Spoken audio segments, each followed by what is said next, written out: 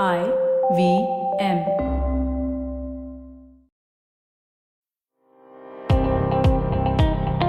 Welcome to All Things Policy, a daily podcast supported by Pragati, a flagship media initiative of the Takshashila Institution. We're a bunch of policy nerds based in Bengaluru, and we like to bring a fresh perspective to Indian affairs and an Indian perspective to global affairs. So grab a cup of coffee, sit back, and join us for today's chat. Hello and welcome to All Things Policy. I'm Manoj Kewalramani, and today I have with me a special guest, the new High Commissioner of Australia to India, High Commissioner Philip Green. He's an Australian diplomat with significant experience across 4 continents, and he's taken charge in August. High Commissioner Green, welcome to Bangalore. Thanks, Manoj. Great to be back. I wanted to begin by firstly, saying that, like we were talking before we started recording, that it perhaps is a good omen that you've entered and we've seen Australia win the World Cup. So congratulations on that victory. That's very generous. I have to say, I've mixed feelings about this. Of course, as an Australian, I was delighted to see our boys win, but India staged a magnificent tournament, and the Indian team was the best team in the tournament. We were better on the day, and it felt a bit awful to be disappointing so many of my Indian friends, but I am proud to be an Australian and to see our team win so well. I'm sure, and I'm sure a lot of our Indian listeners will actually appreciate that. So with that sort of out of the way, I wanted to talk a little bit about your experience thus far in the position as High Commissioner in India. You've been here for now about 3 months and a bit as High Commissioner. What's your experience been so far in terms of the landscape of looking at India and how Indians look at themselves and India's position in the world from an Australian perspective? Well, the first thing to say is that it's been a very fast 3 and a bit months. I arrived here with a range of Australian ministers preparing for the G20 summit, and then had our Prime Minister here as part of the G20 summit. There's been a series of other activities, and just last week we had our 2+2, that's our foreign and defence ministers sitting together with their Indian equivalents. I visited 8 Indian cities, including Bangalore, in my first 8 weeks. And so my first experience of being High Commissioner in this country is that there is a vast amount going on, and all of it exciting, but it's like drinking from a fire hose. Okay, fair enough. I don't think I've ever heard anybody describe India as that, but that's a really interesting description of how, I tend to agree. I think that there is, we tend to look at it as some sense of order within chaos, and that chaos can often be very productive, but it can also be very wasteful. But there is some sort of an order that seems to function in that chaos. What would you say are your priorities over the next few years as you look at your term in India? What would be the priorities that you would have for yourself? So the overriding priority is to drive this relationship as far and as fast as I possibly can. So my Prime Minister has a very clear view that we want to deepen and broaden this bilateral relationship. He has a very warm and constructive relationship with Prime Minister Modi. I think Prime Minister Modi has a similar view about the relationship between us. So it is a matter of pushing this as much as we possibly can. And if I may, Manoj, I think there are 3 fundamental drivers behind the relationship at this point of time. Firstly, we are enjoying a period of strategic alignment that we've never experienced. And we have very similar views about the challenges in our region and the way in which we should seek to go about resolving them. And some of those challenges we're dealing with a Quad, but many of them we will be dealing with unilaterally and bilaterally. And that sense of shared purpose was quite profound during the 2+2 last week. And then the second big driver is economic complementarity. We are a continental landmass with a lot of resources and huge energy capability and very few people.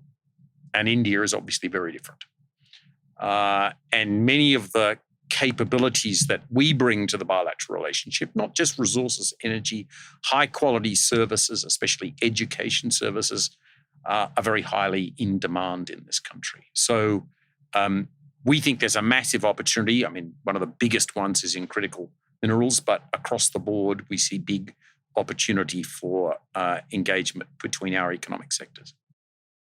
And then the third big driver of the relationship is what we call the human bridge, the nearly 1 million people of Indian origin who now live on our continent. That's a big fraction, nearly 4% of our population. They're making an outsized contribution to our society.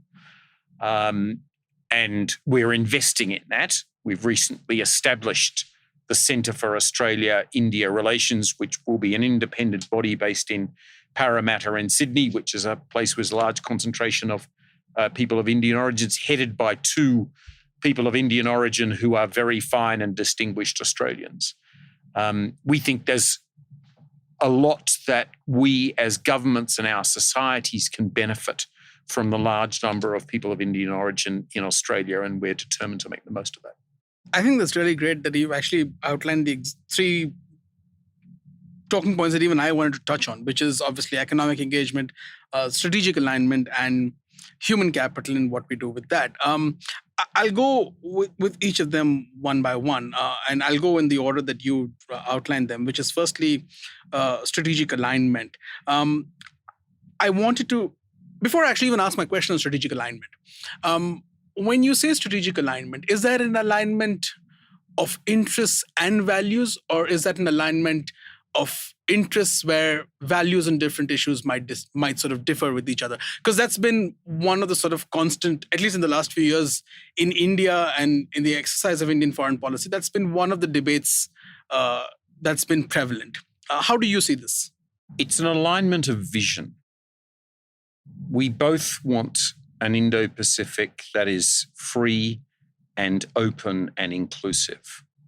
We both want a region where freedom of navigation is normalized, where states can make their decisions about their future without interference by others, where there is an absence of coercion, where we have economic arrangements which allow a freer flow of people, goods, and capital. It's in that way that we are aligned, and you could draw out of that elements of values and interests.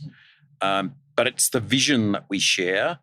And a lot of what we're doing now in the Quad and bilaterally is working through how specifically we work towards maintaining and enhancing that vision for our region.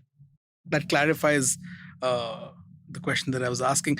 I wanted to specifically focus on the Quad a little bit, because we just, like you mentioned, we had the 2+2, and the Quad is a critical part of the new architecture in the Indo-Pacific that Australia and India obviously see fit. And you defined the vision for that architecture in your response to the earlier question. How does Australia view the Quad as an instrument? Because again, going back to a couple of years ago, once we had the AUKUS agreement, there was lots of debate what AUKUS does to the Quad. So how does Australia view the Quad and its utility in terms of this vision of the Indo-Pacific? It's a grouping of 4 democracies in our region who stand for some critical interests and values in our region that are under pressure. And we want to demonstrate to others that we are prepared to stand up for the sort of region that we want, and to make available public goods to others that will make a region of that kind more accessible. Freedom of navigation, I've already mentioned, but the Quad is active, as you know, in areas of health security and infrastructure and counter cyber and so on.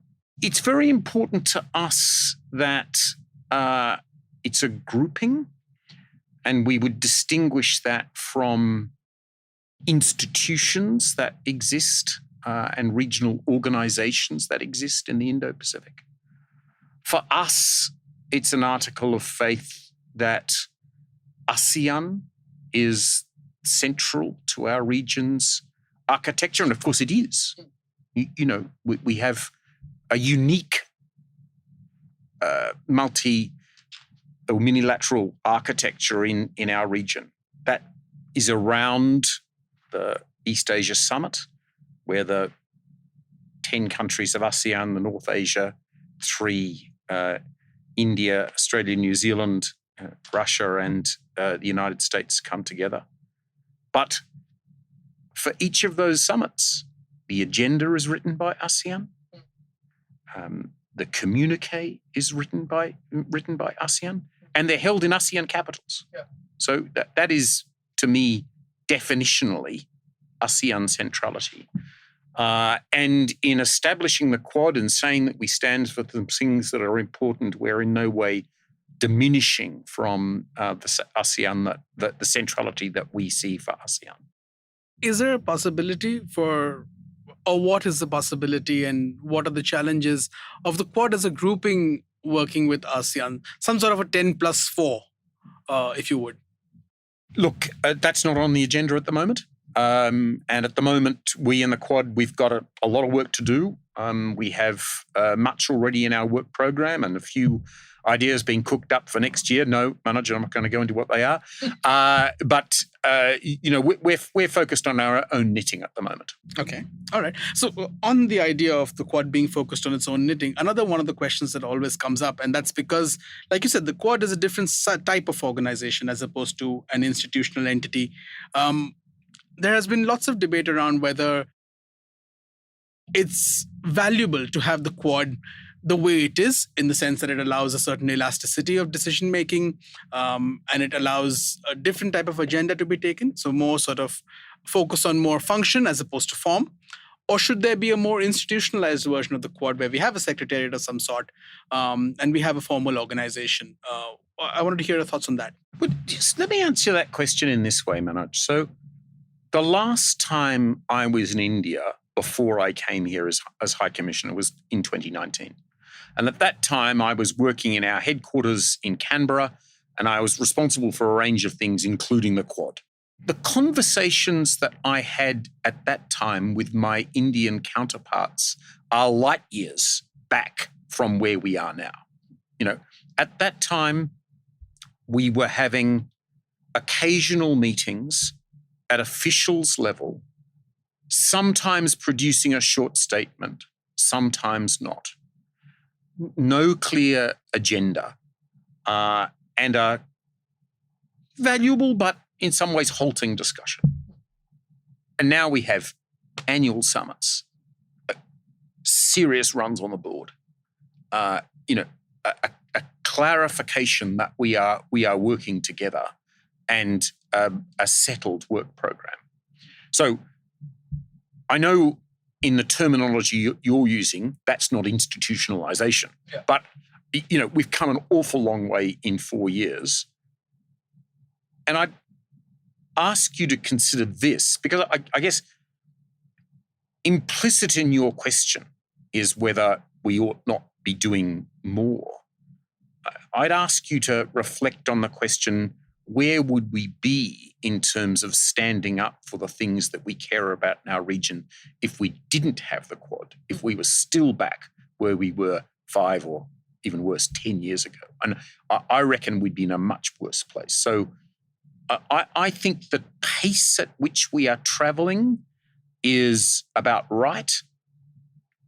It is important not to travel at a pace which might perturb others in the region.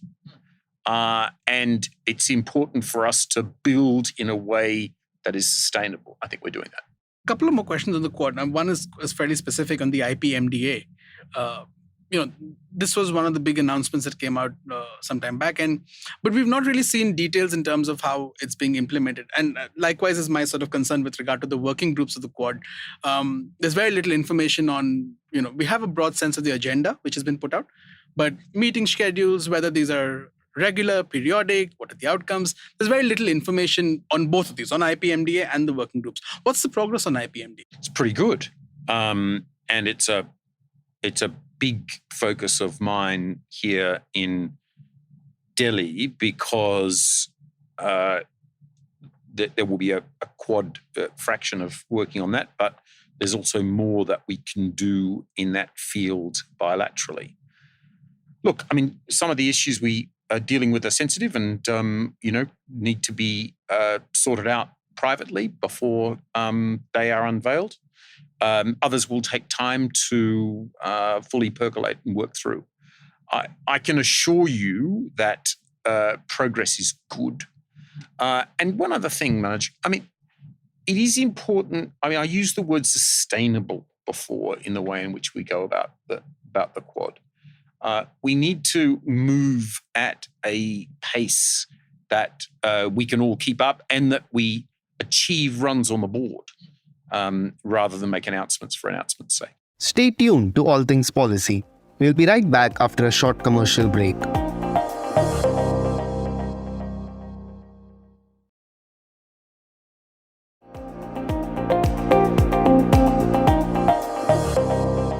So speaking of runs on the board, I'm going to move away from geopolitics, the Quad, the Indo-Pacific, to the India-Australia bilateral trade relationship.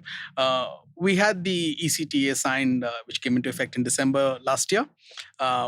We've had 10 months of trade since then. We've had, I have data for about the first 6 months, first 5-6 months, which told me that overall trade had actually declined because energy trade had declined between India and Australia, yet there was significant exports. Are you seeing, and that is the energy piece something which is a episodic thing because of the nature of the trade, or is it something deeper? And are we seeing much more traders and much more exporters taking advantage of ECTA from your perspective? Because one of the criticisms of free trade agreements in India has been essentially that we've not utilized them fully. So are you seeing that sort of enthusiasm even from the Indian side, and of course from the enthusiasm from the Australian side? Oh, well, the overwhelming answer is yes. So the reduction on the energy side is purely a factor of, it's in fact a factor of weather in Australia, which has made it more difficult to get some of our exports out of the country at the volumes that Indian consumers would normally have purchased them. I'm really bullish. I'm really bullish about energy exports in the medium term, and they will go high. But let me focus in on the core of your question, which is about the utilization of the FTA. And in fact, the news on that is really good. So we have a 73% overall trade utilization rate for the lines that were given new freedoms in ECTA, and that's high. And when you break that down to specific sectors, you're seeing exporters, and let me talk about Indian exporters here, you're seeing them take very specific advantage of lowered tariff rates. So, for instance, in the field of apparel, of clothing, the Indian exports to Australia of apparel, which was something which benefited from ECTA treatment, are up 20% since the conclusion of the agreement. In agricultural goods, it's up 12%. So, you India are benefiting, and we're benefiting also from this free trade agreement. So I've got no doubt at all that we're doing well. Right. And let me say, it has a signalling value too, doesn't it? Yeah. I'm here in Bengaluru today. There is not one but two Australian delegations here. One focused on critical minerals, another focused on tech for the Bengaluru Tech Summit. So Australian, I can't speak so much for Indian exporters, but I think the signalling value to Australian traders and investors has been quite high that India is now a market that we should be taking much more seriously. And I certainly see boots on the ground here in terms of Australian traders and investors coming to take a good long look. Well, that's good to hear, actually. And perhaps that sets the stage also for further conversations on a comprehensive economic cooperation agreement, right? And at least from the reporting that we hear, there are many more domains, including digital goods, digital trade services, agri-tech, so on and so forth. So what's the progress on this, and by when do we see, or is this something that's a long-term objective as opposed to something in the near term? Progress is good. We've had 7 rounds of negotiations, and they have probably more productive than I would have expected. But inevitably, doing the second phase of our FTA, we're dealing with many of the tougher issues, and they will take time. They will take political commitment on both sides, both in terms of the time of our ministers and prime ministers, and also the readiness to make tougher calls that have some impact. So I'm not going to put a time frame on it. What I will say is we're determined that this will be a high quality and ambitious FTA, because it would be easier to strike something if you were prepared to lower the bar. But we want to make sure that this is an FTA that truly meets that definition under the WTO rules. And I'm very confident we'll get there. I'm not going to put a time frame on it. I wouldn't describe it as a long-term objective. I think we still want to do this in a relatively short period of time. Okay, let me just step back a little bit and move away from Australia and India and the relationship, but ask a broader question on trade, sort of a philosophical question. We seem to be in an era where free trade is not something that people talk about as freely anymore. Everybody talks about new types of globalization, whether it's slowbalization, whether it's segmented globalization, whether trade has become much more strategic.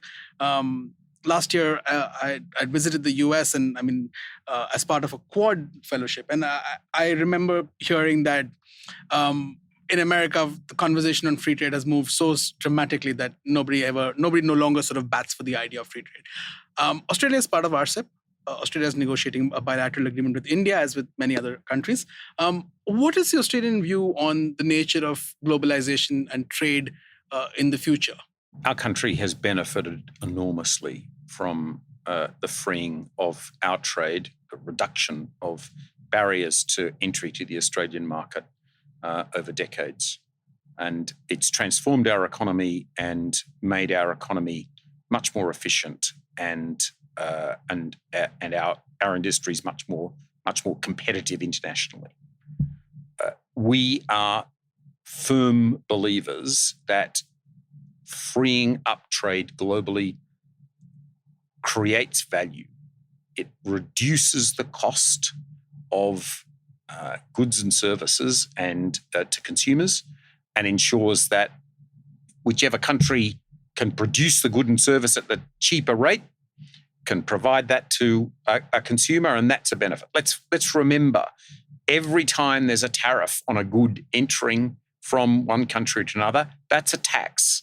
You're paying a tax every time the Indian government imposes a duty or a tariff on some goods which are coming in from another country. None of us like tax. Yeah. So we're committed to free trade. But you're right. The last few years have seen a level of qualification to that, and we feel that in Australia too. We talk more now about economic security. We felt the pain during COVID of not being able to get access to the vital goods that we needed to make our population safe. So there's some things where we need to make sure that we have a national capability to do. We've also seen some supply chains develop in important fields that have critical value for, in particular, the future of the green economy, that are not supple or distributed enough. So we're deliberately trying to make more distributed supply chains on some of those important goods. But those things are exceptions to the rule. The rule still is that if you're exporting timber if you're exporting apparel, if you're exporting seafood, I'm trying to find examples which don't exist in the, or don't find any great consequence in the strategic world. Yeah. The freer trade we can have in that, the better for all of us. Okay. No, I'm really happy to hear that, because again, as an institution, I think Takshashila is an entity that believes in freedom and economic freedom and free trade. So it's good to hear support for that. And I think that is in India too. This is a conversation that needs to be had, at least in policy circles and outside government also, in a much more nuanced manner, as opposed to the way I think we've had it so far. I have a couple of more questions. My next bit is on technology. And to us, again, there's a vested interest that I have in here, right? We're in Bangalore. This is India's tech capital. And I think that technology is obviously, can be and is already sort of a centerpiece of the India-Australia relationship, right? Whether it's on cybersecurity, whether it's on development of cyber technologies, whether it's digital goods and services. How does Australia see, firstly, on the Center of Excellence, I understand there have been some challenges. How does Australia see the development of that relationship? And from an Australian business perspective, what sort of growth have we seen in terms of investments and tapping of opportunities when it comes to technologies with India? I think we're still at the start, but we're keen to make a lot more of this. And the reason for that is that India and Bangalore in particular have emerged as a global centre for tech. So if you think about Australia, we tend to have a larger proportion of innovation and new ideas than other countries. But our economy is only the 12th, 13th biggest in the world, and our population is small. So the prospect for scaling those innovations is not so great. And traditionally, to scale Australian innovations, we've looked to the United States, we've looked to Japan, we've looked to Europe. Now we're looking to India, because you have here, and tech is probably the best example, you have here a genuinely global centre for tech. So my idea is that many more Australian tech companies should be bringing what they have to India to find ways of scaling it and getting access to global as well as regional supply chains. And as I said, our companies are answering the call, and we've got quite a substantial delegation here at the BTS. So I'm very positive about that. Some of our friends in the business community have a phrase for that. They call it design in Australia, make in India. And that's not crazy. There's many things in Australia we will make in Australia, and we will make more things in Australia. But your economy is a different character to ours, and there'll be a number of things also, I think, where something that's designed in our country and then brought to market here makes a lot of sense. Fair enough. I agree. I think that makes a lot of sense. And I think, I mean, from our point of view, we would like to see as much more of that organic enterprise level, business level engagement between Australia and India, particularly on technology and in Bangalore, because I think that can be, like I said, it's a centerpiece of this partnership going forward. My final question to you is around human capital, which, like you said in your initial comments, was the third sort of pole. Historically, we've seen sort of Indians looking to study abroad, and Australia being an important destination as they look to study abroad.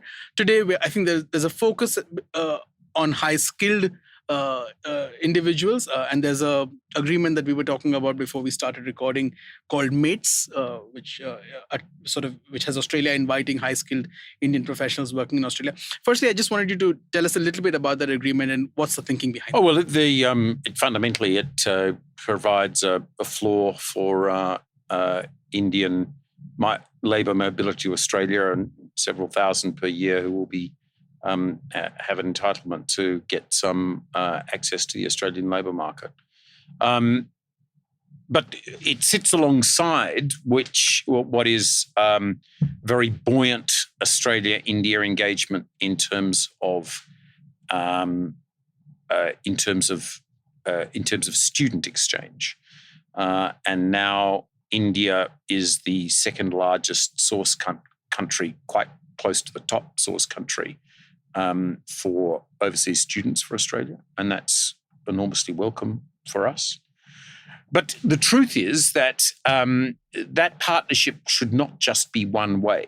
So what I'm really keen to talk about when I'm here in Bengaluru is the way in which Karnataka might seek to take advantage of the recent approval by the government in New Delhi to allow what's called foreign branch campuses to open in India. That is to say, foreign universities who have an interest in having a branch campus. Now, we already have 2 Australian universities, none other from the rest of the world, only 2 from Australia, which will be opening campuses next year in Gift City. And that's the University of Wollongong and Deakin University. But the new regulation that the government of India has introduced will provide an opportunity for more Australian universities, and maybe others from other countries, more Australian universities to set up study here. And that has big advantages for Indians. Obviously it will reduce the cost. Yeah. It will reduce the need for people to travel to Australia. Yeah. And, I know that family life, community life is important to Indians. It'll mean that Indians can get a high quality education capability without having to leave their family and leave their community. So I think that's a really huge opportunity for both countries, and I'm keen to drive it far and fast. Amen to that. I think that is an important thing to happen. I think for a long time, a lot of us in India have been making this case that India should be much more open to foreign universities. We should be, because the challenge with India is like you've talked about, right? That we have tremendous human capital available. It needs to be trained. There needs to be far greater skilling, and then the opportunities, of course, as you're skilled, are today global because the nature of the new economy that is evolving globally. So with that, I'm hopeful that this will expand into much more than 2 universities down the road, and we'll have many more Australian universities opening their campuses in India. High Commissioner Green, thank you so much for this conversation. Super to speak to you and your listeners, Manoj. Thank you. Cheers. If you liked our show, don't forget to check out other interesting podcasts on the IVM network. You can tune into them on the IVM Podcast app, ivmpodcast.com, or wherever you listen to your podcasts. You can also follow IVM on social media. The handle is @IVM Podcasts on Twitter, Facebook, and Instagram. And hey, if you'd like to dive into Takshashila's research on technology, strategy, and economic affairs, check us out at our Twitter handle @TakshashilaINST or our website takshashila.org.in.